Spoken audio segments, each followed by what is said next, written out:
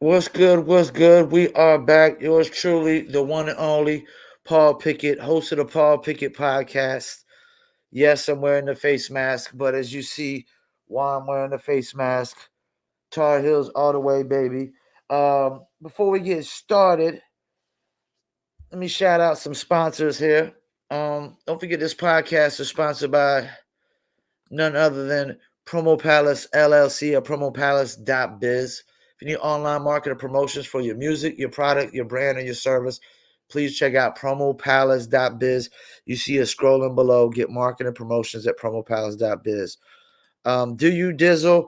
Yes, I dizzle. Check out dizzlebrand.com, a mixture of agave, tequila, cognac, orange liquor, mango mix. Just throw it on ice. It's good to go. You can also get the Dizzle merch. As you see, they got the hats, got the t-shirts, as well as ordering bottles of Dizzle from the website with the online order links. Just go to dizzlebrand.com, click our locations, and you'll see the top three links are online order links. Also follow them on Facebook, Instagram, YouTube, TikTok, Twitter, and of course, I run the Facebook and TikToks for Dizzle Brand. Um,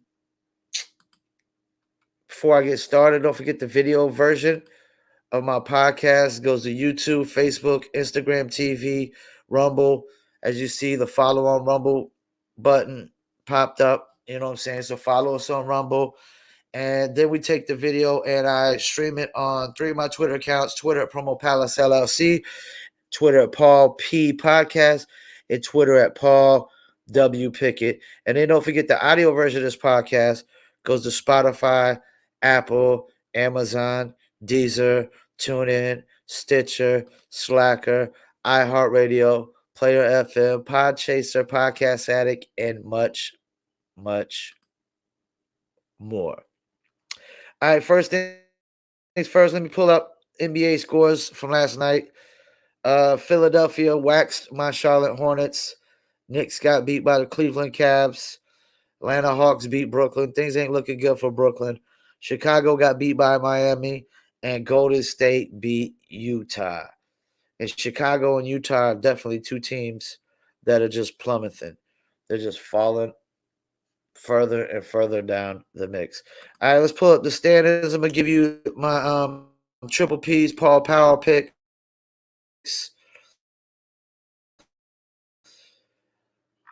Number one, I got these, but I still think they're the team to beat.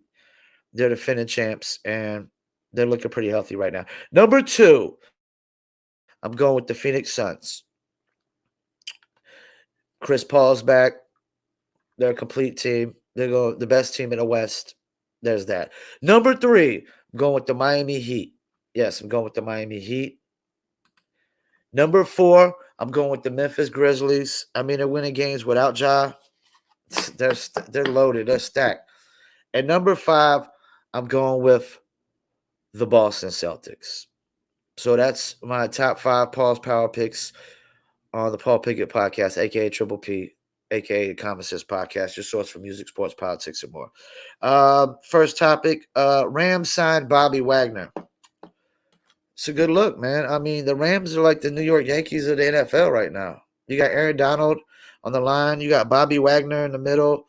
You got Jalen Ramsey in the back. And, I mean, offense is the offense can score, and I swear I just saw Matthew Stafford's first commercial probably outside of Detroit in my whole lifetime.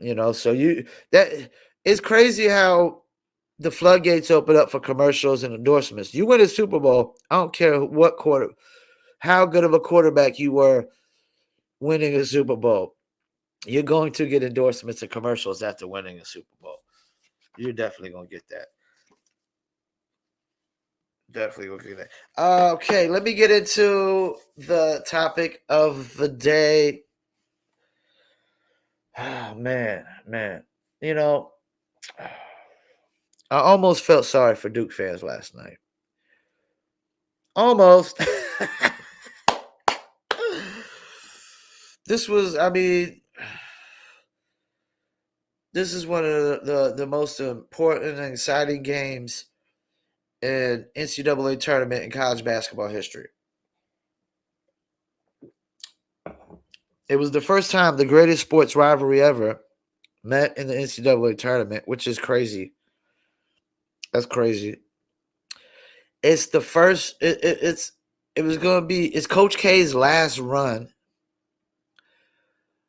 It's the start of a new era for North Carolina. I'm not gonna lie. Early in the year, we wasn't looking too good. Even though we ended up second in the ACC. I was a little worried. I was a little nervous about Hubert Davis taking over. And even though this is kind of a situation where like Matt Daugherty brought in the players that Roy Williams won his first championship with, and Roy took over the next year and won a championship with him. It's kind of like that because Roy brought in pretty much pretty much all the guys, all the significant players of last night. I mean, it was literally, we probably played 7 deep, man. And, you know, literally, it was really all about the starting 5. After like a couple minutes in the game, I told myself, we had the better team. Not just on paper, we had the better team. We had the better backcourt. We got a better front court. Duke just has Paolo Banchero. Yes, Duke has a lot of good players on there, and there's going to be a couple other players go pro from there. But I'm just looking at, as a college team, Carolina was the better team. We have the better backcourt in Caleb Love and RJ Davis. Better front court, definitely, with the defensive Leaky Black, who reminds me so much of Theo Pinson. He really does. He's not looking to really score and shoot. He just accepts his role, plays his role. He understands. He's a Matisse Thybulle kind of guy. He just really is there for defense.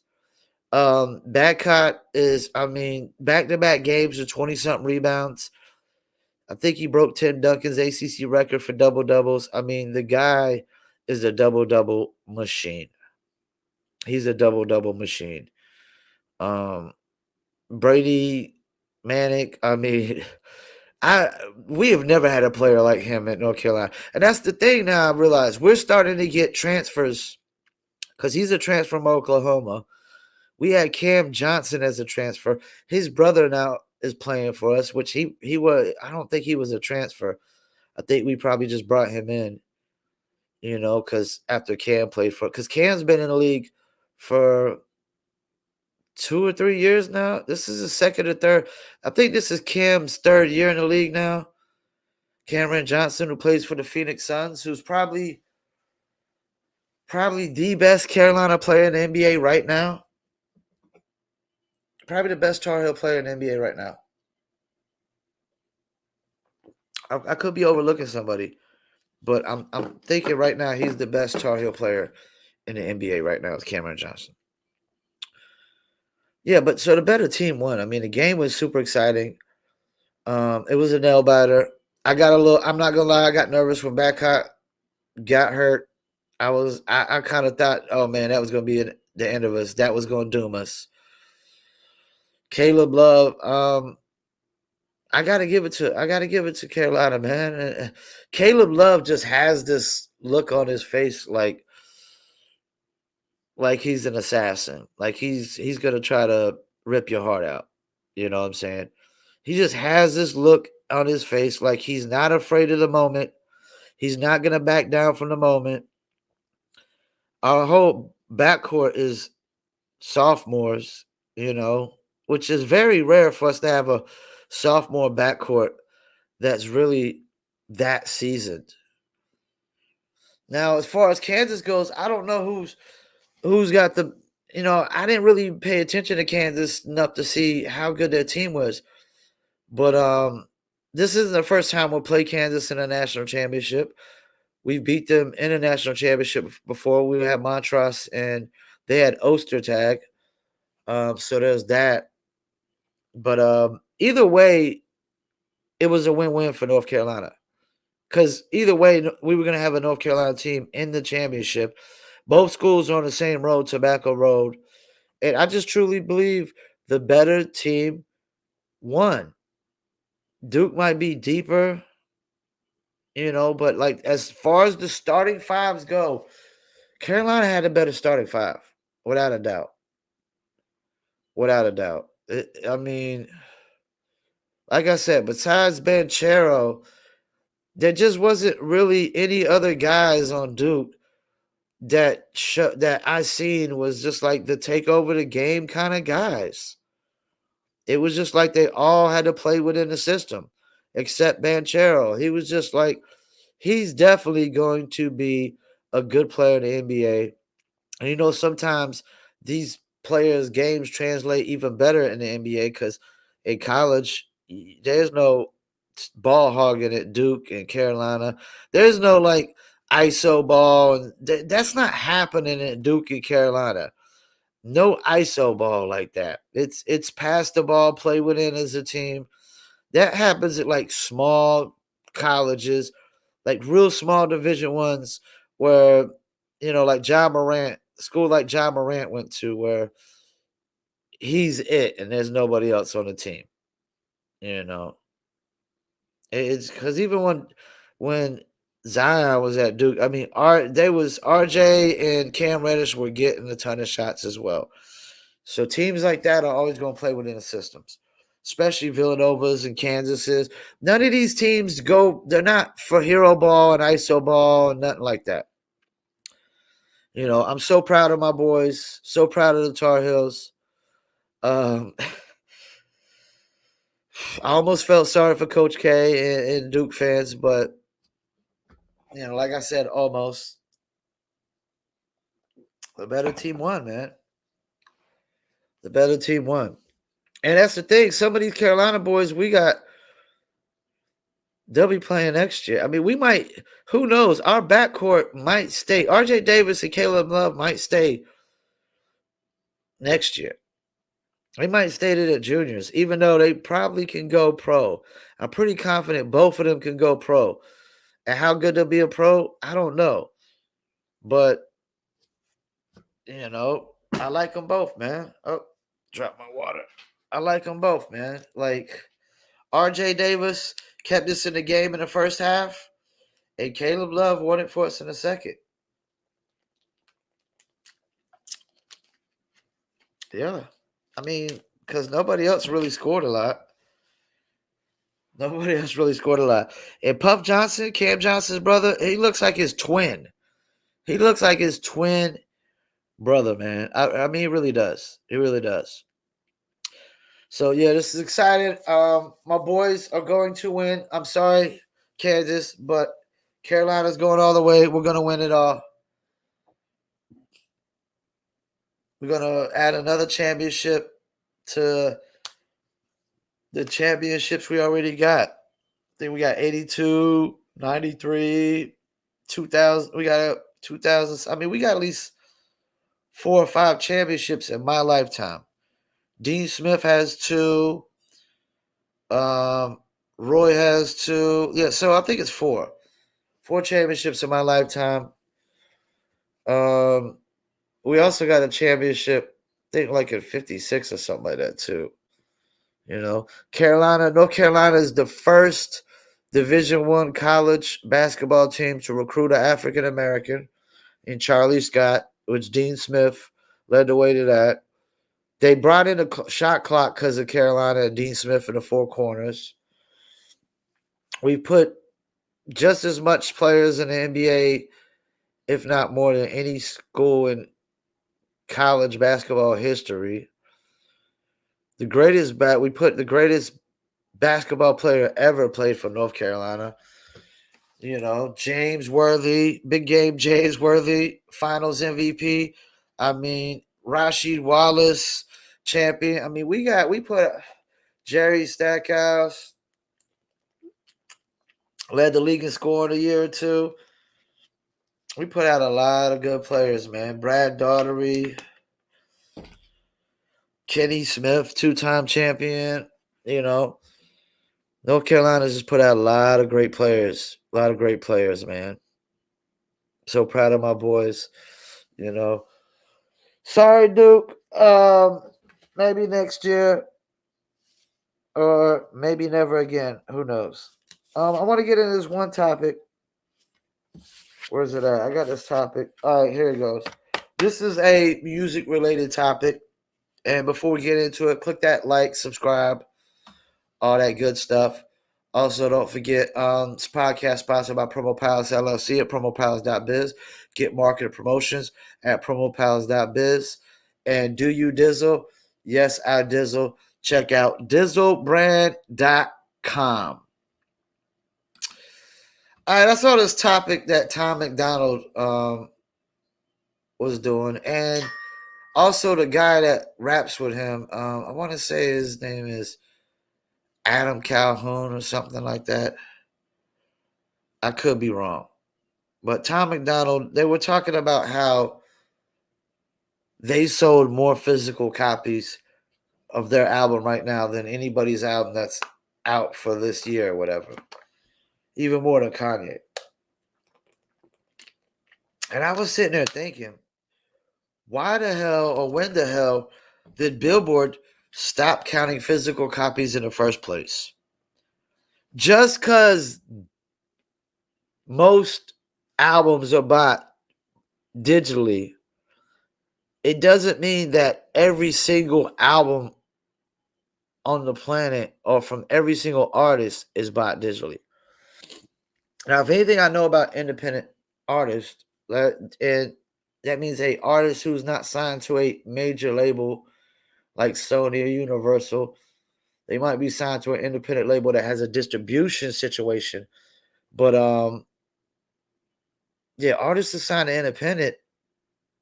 Physical sales is one of their big money makers for them. I went to a Joyner Lucas show in Durham, and it wasn't just merchandise he was selling. All the physical copies sold out too. And you got to figure those are like $10, $20 a pop, whatever they are. Then the merchandise is, $20 or more for merchandise. I bought my cousin a hat. I'd already had a T-shirt that I bought online, so I bought my cousin a hat, and we also had I don't think we bought a physical copy, but we also bought a meet and greet tickets, which were like $50 a pop. So like all these things go into account. The meet and greets, getting paid to sign autographs, take pictures, the merchandise selling out, physical copies. I know a cat like Ryan Leslie probably does a lot of physical copies. There is a lot of independent artists and unsigned artists that still sell physical copies, and there's still fans, real fans still buy physical copies. They still buy physical copies. A lot of these underground artists still sell physical copies. So this idea that Billboard doesn't count physical copies is ridiculous. And I don't know if they count merchandise, but they should. They should.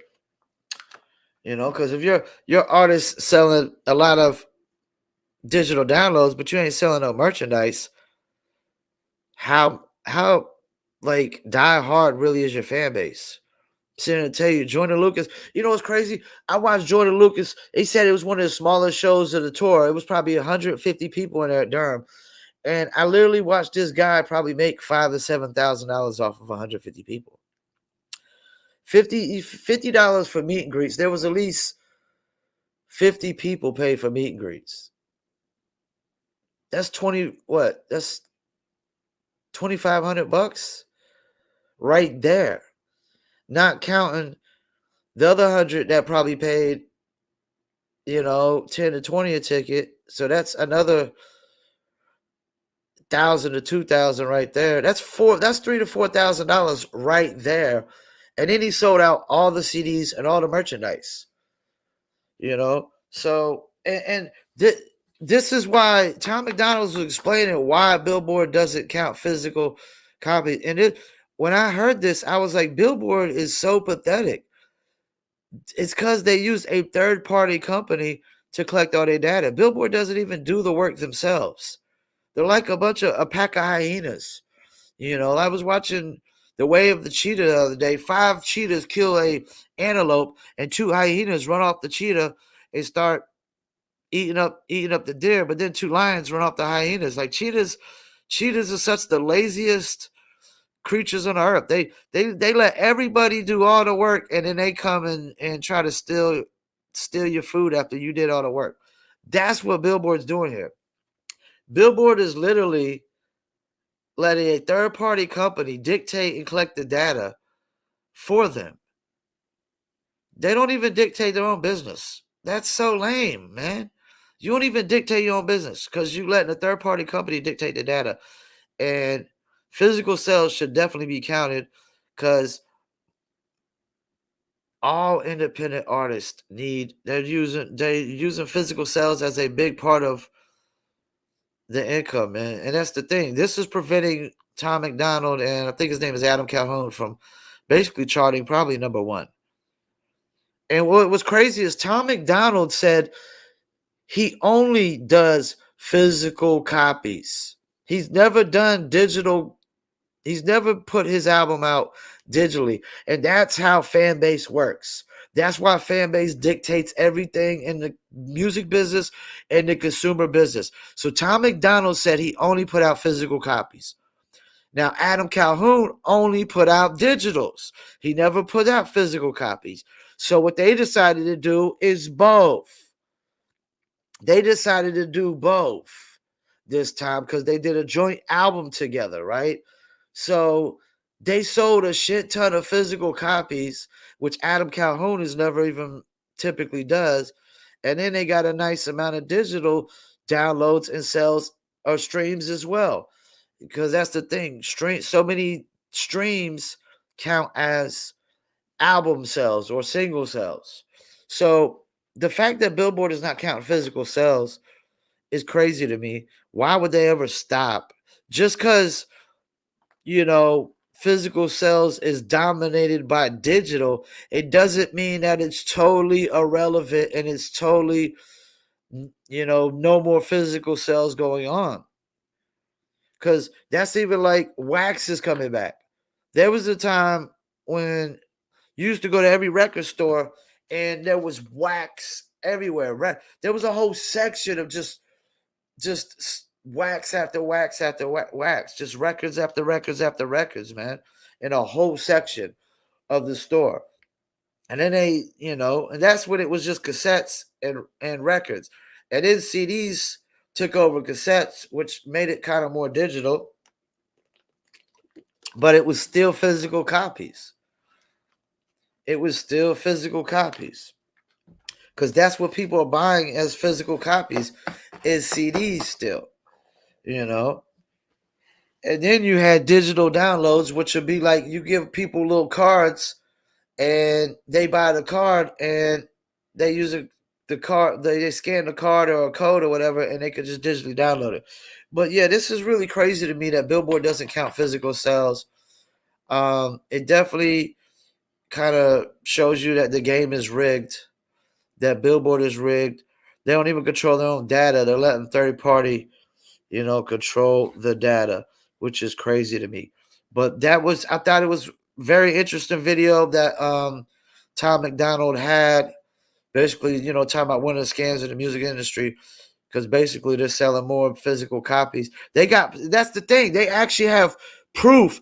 They could provide proof of physical copies they sold, and Billboard still don't believe them. So what it's saying is Billboard is just trying to not count physical copies. They're just trying to shut them out altogether. Because if I provide you with receipts, I provide proof of receipts of I sold so many copies, you can say what you believe and don't believe all you want, but it doesn't make your beliefs facts or truth. And there's only one truth to everything in life. My neighbor was talking the other day. We were talking, and yesterday, because we were talking about non-binary people and people using pronouns like them or they, things that won't fly in my book ever. I would never say somebody's not a male nor a female. If that's the case, you're just a it because you're one or the other. But he was saying, five different people can have five different truths. No, no, no, no. There's only one truth to everything. For every fact we uncover, there's only one truth to it. There's only one truth of what created us, of what we call God is. There's only one truth of who built the pyramids. You know, there's only one truth of, you know, how Einstein discovered gravity, or how um Edison discovered electricity. There's not five different truths of how they did these things. There's only one truth. And just because y'all, five different people say they got five different truths, there's only one of those people are true. There isn't five different truths to everything. Everything that we've classified as facts and truth in this world only has one truth to it. You know, they really do. This idea that everything has five different truths, no, no. There's only one truth to every single fact. There's only one thing that makes it true. There's not five different things that make it true. It doesn't work that way. Five different opinions isn't five facts. You know, five different opinions is four opinions and more likely one fact. And they might not even, neither one of them might not have facts. They all might be not telling the truth. That's the thing. Telling the truth isn't just about being honest. Telling the truth is all about, is it reality? Is it the actual reality of what is going on? Like, for example, when the woke mob says all white people are racist, there is no truth to that. And five different people could have five different opinions and so-called truths to that, but there's no truth to that. The truth of the matter is all white people are not racist. Every single white person on the planet is not racist. For you to say that about any one race, you could say that about all races. I could say every black person on the planet is racist if that's the case. Because it's mathematically impossible for every single person of one race to be exactly the same and have exactly the same thoughts and exactly the same views on things in life. Some black people choose to listen to heavy metal, and some white people choose to listen to hip hop. That's how it goes. There's so many differences between many people within the races. This idea that everybody in one race actually meets the criteria, you know? That'd be like me saying, oh, all black people love fried chicken. No, there's no truth to that. Because I got friends that are black that don't eat no fried chicken whatsoever. They don't put any kind of meats in their body whatsoever like that. They don't put steak or chicken or pork in their body. All they eat is fish, and maybe shrimp, and vegetables and fruits. So yes, there is no five truths to every damn thing in life. Is one truth to how it became a fact or how it became a truth. There isn't a million different truths to everything. So yeah, Billboard, man, it's crazy. It's crazy that they don't count physical sales. What more can I say? Top billing, baby. It's a beautiful day today. Episode 126. My Tar Heels, who were an eighth seed, there shouldn't have been no eighth seed. The number 2 team in the ACC should have not been. I mean, this shouldn't have been no freaking eighth seed. That's first of all. We got played. We got disrespected and played with the eighth seed. We were definitely higher than an eighth seed. at least a 3 or 4 seed. Um, we clearly proved that the better team was us. We beat Duke 2 straight games, and we clearly just a better team, man. They were just clearly a better team. Duke always has a lot of unexperienced teams because they got these one and dones, man. A lot of they be having these one and done freshmen. They have like 2 or 3 freshmen starting. Everybody that started on our team is sophomores and juniors and seniors. We thrive off of experience and rebounding and offensive rebounding and defense. That's how Carolina's always won championships, off of offensive rebounding and defense, man. Offensive rebounding and defense. Because offensive rebound is defense within itself, you know. So yeah, for all you Carolina fans out there, pop them bottles today. So I'm gonna get off here. I'm gonna eat me some breakfast, throw some food in the belly, and I'm gonna make me a glass of Dizzle. Throw some ice in the glass, throw some Dizzle on it, and throw me on a movie and watch me a movie, man. I might do some work today. Who knows? I got some orders that I could start. I could work on. But it is Sunday. Carolina did win. I can just decide to chill out, relax, and celebrate for the day. That's the blessings of being self-employed and working for yourself for the last 10 years, you know? So big up to Carolina. Big up to Hubert Davis.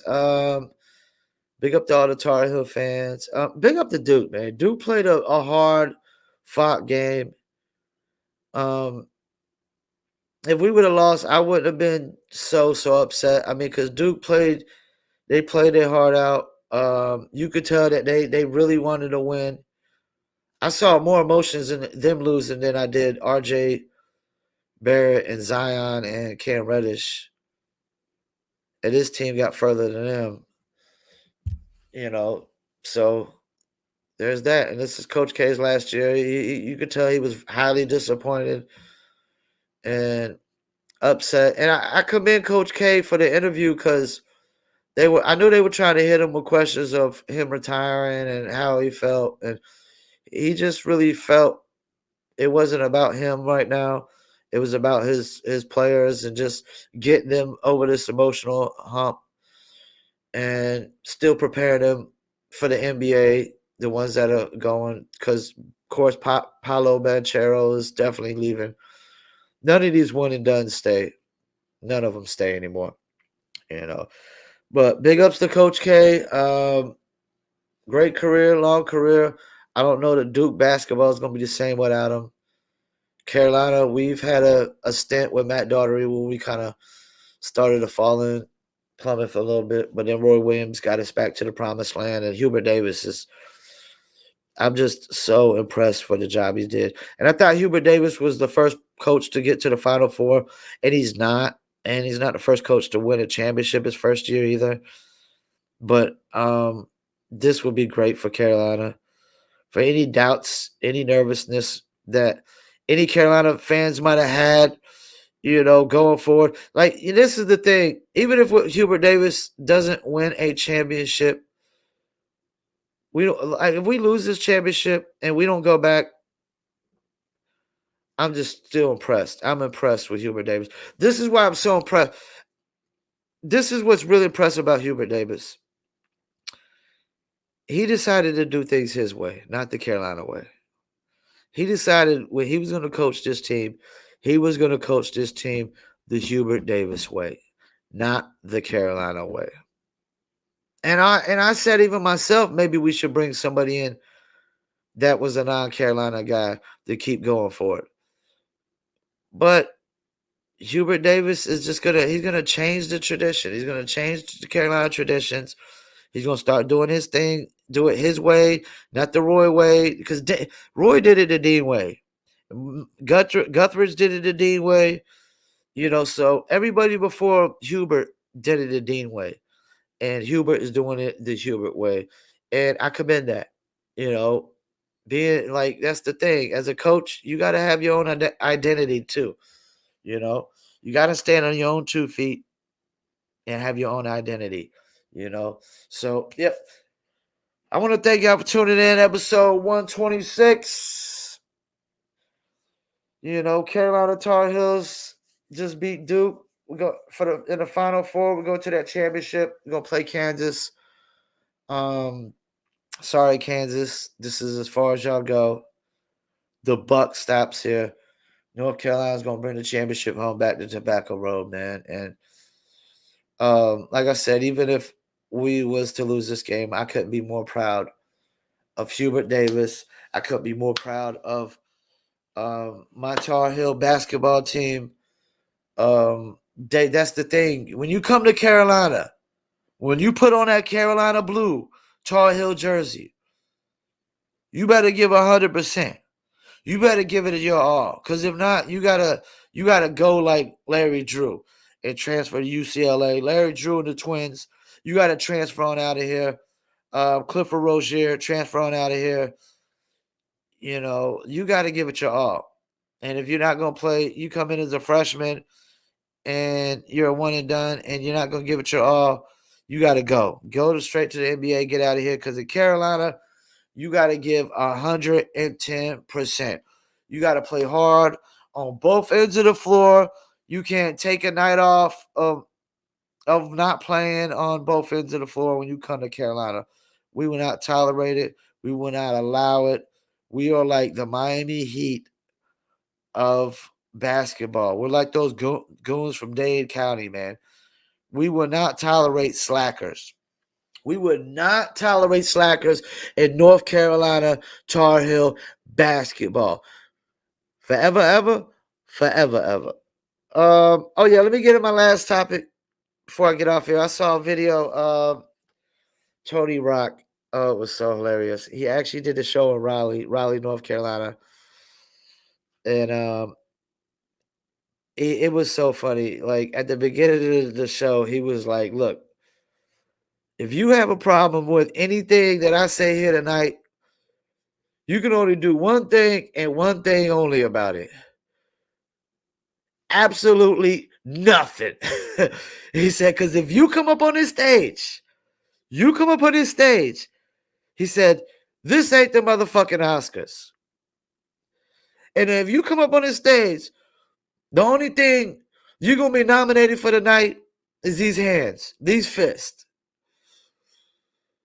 And then he said, you put your hands on my brother? Because your bitch gave you the side eye? Oh man, it was so hilarious. And I thought about it too, what he said. That's really what happened.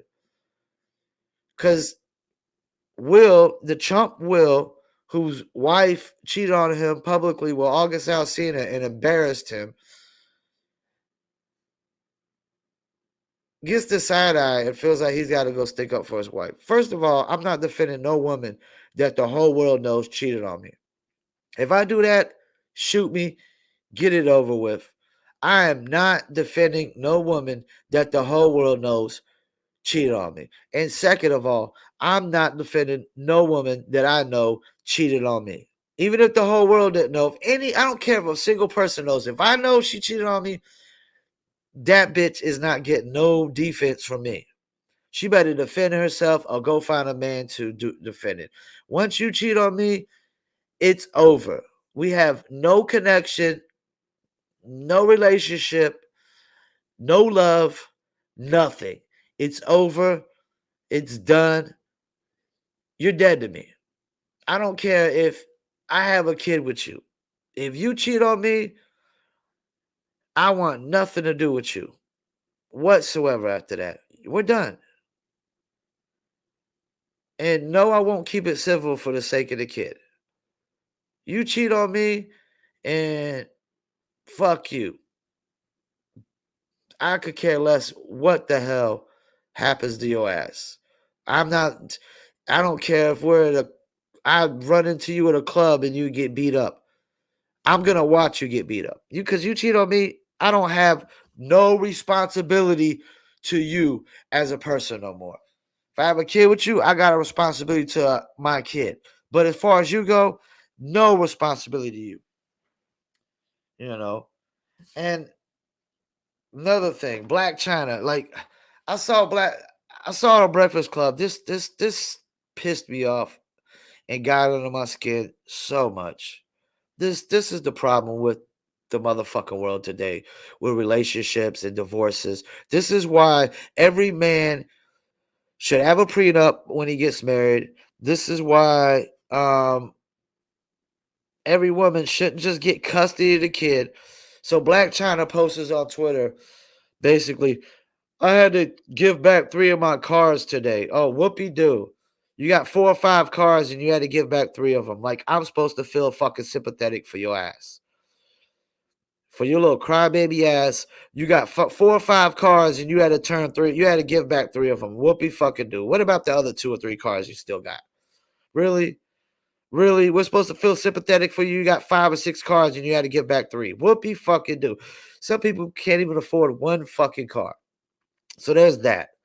Then Tiger post, I got my kid from Monday to Saturday, which is 6 days a week.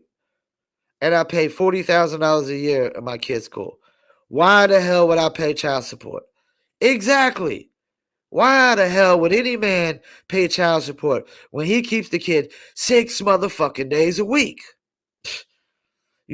Finally, the court system worked in the favor of a man in a divorce and a separation. Then Rob Kardashian post, well, I have my kid from Tuesday to Saturday. Well, that's 5 days a week. And I paid $36,000 a year for my kid's school and every fucking other thing that goes along with his kid. Why the hell would I pay child support? So this bitch literally has one kid 1 day a week and another kid 2 days a week, and this bitch thinks she should be getting child support. Hell to the no. That's the problem with society today. That too many women think a man should just fucking take care of them, even when y'all ain't even in a fucking relationship no more. If I don't love you no more and I don't care about you no more, why the fuck should I have to take care of you? I shouldn't. I should not be obligated or have any responsibility to take care of another adult that I'm not in a relationship with. I have no obligation to. Just because kids are involved, y'all, that's why I will never get married. Because if I get divorced, I refuse to take care of another woman that I'm not with. I refuse to take care of another adult, period. You ain't paying half the bills, half the rent, half the food.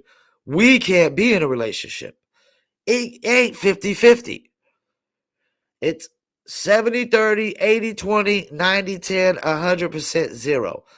If you ain't paying half the bills, half the rent, and half the food, this shit ain't 50-50. Don't even try it. Because I'm a self-employed businessman.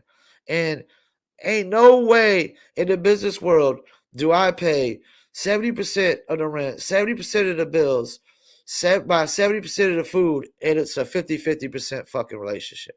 It sure hell ain't gonna be a 50. Hell no. That means I own 70% of the business, you own 30%. Guess what? You ain't got but 30% of the say. That means I got the final say in everything in the business or the relationship. If I'm paying 70% of the bills, you ain't got no say so in the final decision under my roof. It's my roof. You're just paying partial rent, you know? So yeah, man, like big ups to Rob Kardashian and Tiger. And yeah, Tiger also said, how the hell you paying $3,000 less than me for school? Yo, let me get that plug. But yeah, I commend them both, man. Great fathers, got their kids 5 days, 6 days a week, paying for everything, and you got a deadbeat woman crying and complaining about why the hell she ain't getting child support. She got to turn back in 3 of her 5 or 6 cars.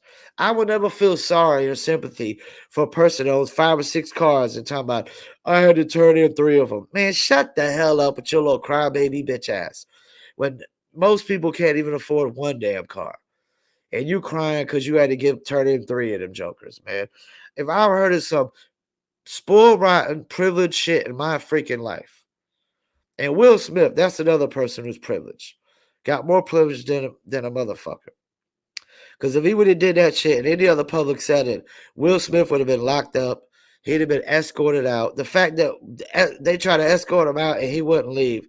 You talking about white privilege. Will Smith got more white privilege than a motherfucker. He's a fucking white woman. He's a Karen. Will Smith is a Karen. He's got more privilege than any white woman on the planet. Because if that was any other, if it was a white woman, she would have been, they would have escorted her out of there. I guarantee it. I guarantee it. If that was a white woman that walked up and smacked Chris Rock, she would have been gone. But Will Smith got more privilege than any white person I know, just like LeBron James Jr. got more privilege than any white kid in America. You know, so white privilege is another thing. Like, if you ain't rich, this idea that all white people got privilege, stop it. Nobody helped me build my business. I built my business up from scratch by my motherfucking self. And I was working a dead-end job, walking 2 miles to and from a dead-end job before I built my business up by my motherfucking self. And I run my business by my motherfucking self. That is not privilege. Stop it. Stop it. But yeah. Good episode today. Carolina beat Duke. Bobby Wagner to the Rams. Billboard not counting physical sales is crazy as hell. Tiger Black and Rob Kardashian basically putting Black China in her place. Nobody should feel sympathy for Black China. Nobody. She's just, what her problem is she's living amongst her means. That's the problem with a lot of these people. They want to live above their means. You know, like Dr. Dre's wife, who thought she was just going to get a shit ton of money out of Dr. Dre. No, you don't get to. I don't have to take care of you when we get divorced just because you want to live amongst your means, above your means and stuff. That's the most dumbest thing in society to me. That a woman thinks because she marries a rich guy that once she divorces him, she should still be rich. No, you didn't even work for it. You didn't even work to be rich. How about trying to go and working for your own fortune and your own fame and your own. Those are the women I commend. I commend the women that worked for their own fame and fortune. But a woman that marries a rich guy and thinks because she divorces him, she ain't had no kids with him or nothing, that she should still live above her means. She should still, be in a big house and driving a nice car and all these clothes. Hell to the no. Hell no. How about you go stand on your own 2 feet? How about that? That shit would never fly in my book. So I'll probably never get married. And that shit was never ever love in the get-go for that shit. So, yep. I want to thank y'all for tuning in. Pop them bottles today. Carolina Tar Heel fans, celebrate. Even if you're not a Tar Heel fan, celebrate for the Tar Heels. That's how we do. I want to thank y'all for tuning in. Episode 126. Don't forget this podcast is sponsored by Promo Palace LLC at promopalace.biz, the online marketing promotions for your music, your product, your brand, and your service. Get marketing promotions at promopalace.biz. See it scrolling below. Also, do you dizzle? Yes, I dizzle. I'm going to dizzle as soon as I eat some breakfast, which I'm probably going to have some French toast or some pancakes. And then I'm going to make me a nice little glass of dizzle on ice. Dizzle on ice. You know how we do. Check them out. Mixture of agave tequila, cognac, orange liquor mango mix. Follow them on Instagram, Facebook, TikTok, YouTube, Twitter, and more. Also, don't forget the video version goes to YouTube, Facebook, Instagram TV, Rumble, and definitely follow us on Rumble. Rumble lets you monetize every video from day one. And I'm about to set up an ad today for my Rumble as well. Start advertising my Rumble. Get that up and popping even more. Don't forget the audio version will go to Spotify, Apple, Amazon, Deezer, TuneIn, Stitcher, Slacker, iHeartRadio, Player FM, and much, much more. Once again, I want to thank y'all for tuning in. Paul Pickett, episode 126. Paul Pickett Podcast, aka Triple P, aka the Common Sense Podcast, your source for music, sports, politics, world events, and more. Peace, and I'm out.